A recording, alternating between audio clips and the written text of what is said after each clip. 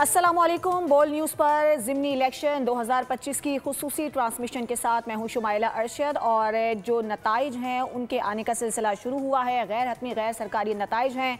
लाहौर का हल्का है NA 129, जिसके गैर हतमी गैर सरकारी नताइज 334 पोलिंग स्टेशन में से 63 के नताइज बोल न्यूज़ को मौसूल हो गए हैं।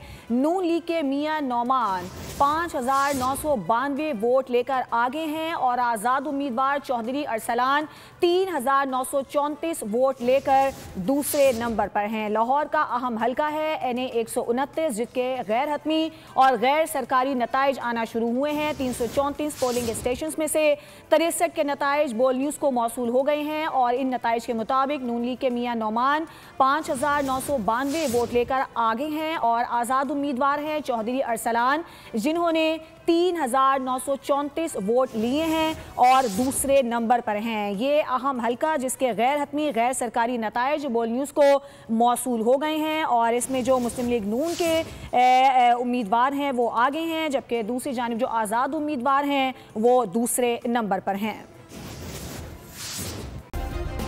सब्सक्राइब करें और बेल दबाएं ताकि कोई खबर रह न जाए।